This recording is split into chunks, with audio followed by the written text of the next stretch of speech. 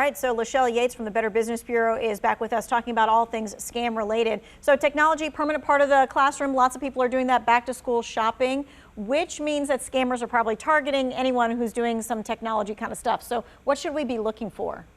Well, and you could probably encounter a scam with a lot of things that you are shopping for online for back to school, but we're specifically talking about tech because they are such big ticket items. So here's how you can protect yourself from scams when you are looking for tech. First, shop with familiar retailers. This will really protect you from all scams, but they may not have what you need. So if you are going to have to venture out wider, be skeptical of low prices. If it seems too good to be true, ask more questions. Also, some companies rarely offer sales. Like Apple, for example, their computers are never half off. So that would be a dead giveaway if you saw an ad like that you've encountered a scam. And also research the website. Does it have the legendary BBB seal at the bottom, the sign of a better business? If it doesn't, then go to bbb.org and check out the company and look for complaints and reviews, or do a Google search for the website and the word scam and see what comes up before you make a purchase. Right, and as you were answering all of those questions, someone said online shopping, how can you tell if a website or an app is fake? So we just answered your question right there. All right, let's talk about used cars. They're in high demand these days because you can't find a brand new car anymore, it seems. So how do scammers take advantage of that situation?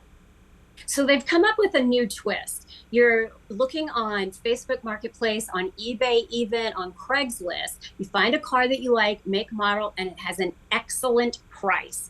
But it turns out it's in a city that's far away. But hey, that's no problem, because they have found a transport company that can deliver the car for you. And this transport company, it's going to keep your money in escrow just to ease your fears. So you go ahead, you send the money by wire transfer, if I can talk, or a prepaid debit card. The problem, after you send that money, you never get the vehicle. It's never delivered. It was a scam from the beginning. The seller and the transport company are in cahoots. Okay. And I just saw that on Facebook Marketplace just today, they had like a 2016 Toyota truck for like $1,500. And I was like, probably not. No, that is not.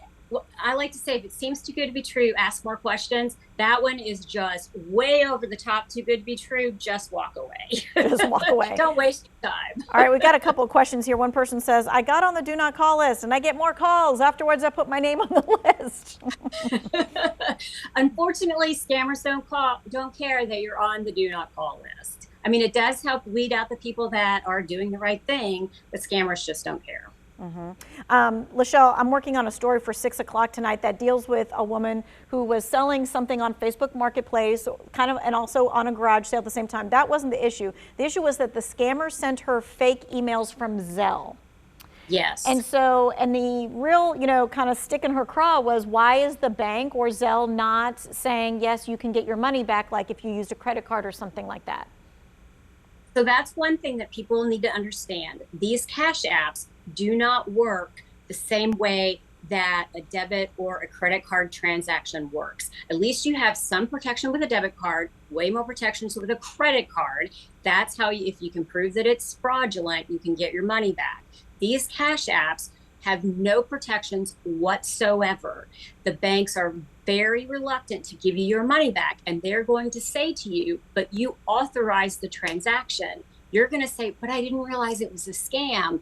They're going to say, you authorized the transaction. I'm sorry, you didn't realize it was a scam. Now, the Consumer Federation and consumer protection folks are looking to try to put some regulations in place, but technology is just far outpacing the rules and regulations that are in place. And so it's on us to really understand how this is working. Scammers, they have found a niche and they are exploiting it. Every week they are finding new different ways that we're hearing about that they're exploiting people and victimizing them with these cash apps. Right. So if you don't truly understand how they work, don't use them. Okay. And the last question, it's only 30 seconds. I've been getting a message from Amazon saying my account is closed. Is this a scam? Most likely go to your Amazon account. Do not click on that link. Lachelle, thank you so much for joining us. We so appreciate it. Hey, if you missed any of this information, you can find it in the WFNYnews2.com website. Look in the 2 Wants to Know section.